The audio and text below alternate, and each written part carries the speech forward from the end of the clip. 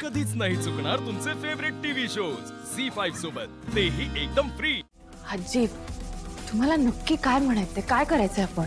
मी जरा विचार करते काय मला पण। तू एक काम कर, तू किचन मध्ये जा आणि कॉफीसाठी पाणी गरम करत ठेव, मी आलेच तिकडे। आजी कॉफी। तू ते जा तर खरं, बघते ना पुढचं पुढे बघूया आपण। जा जा जा। बरं बरं ठीक।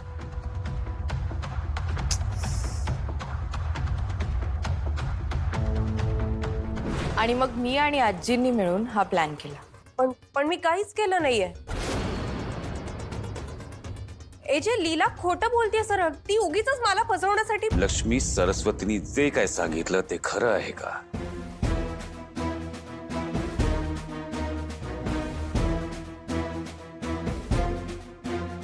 श्वेता मुद्दामून लीलाला त्रास देत होती हे तुला माहिती होतं?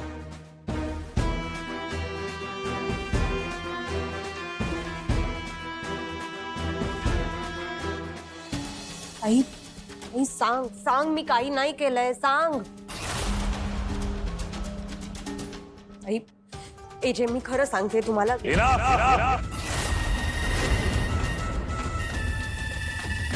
I do not need any explanations.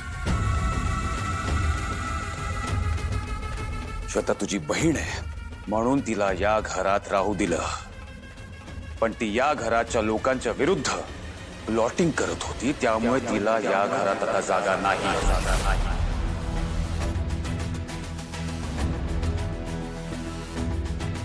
तिला बाहेरचा रस्ता दाखव आणि तिला या घरातनं बाहेर जायला सांग। Out now.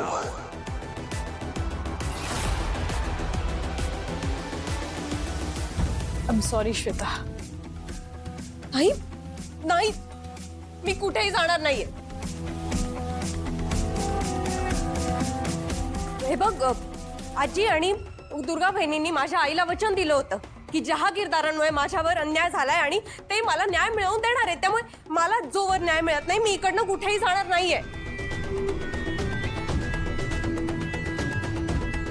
बरोबर आहे तुझं श्वेता, जहागीरदारांमुळे खरंच तुझ्यावर अन्याय झाला असंच वाटलं होतं मला, म्हणूनच इतके दिवस तुला या घरात राहू दिलं होतं मी। पण लीलावर सूड उगवण्याच्या नादात तू इतकी आंधळी झालीस की आता तुझ्यामुळे जहागीरदारांवर अन्याय होतोय हेही तुला दिसलं नाही। आलेल्या पाहुण्यांचा अपमान करायचे आमची रीत नाहीच आहे Shweta, but I am sorry. Lakshmi, तुला हिला घराबाहेर काढावंच लागेल।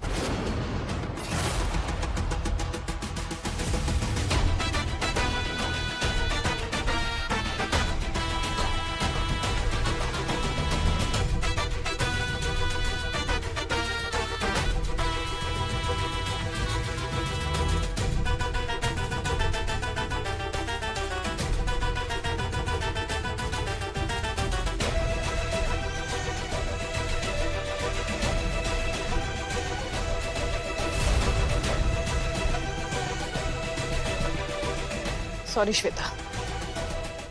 झी5 ॲप डाउनलोड करा आणि पहा सर्व एपिसोड्स एकदम फ्री।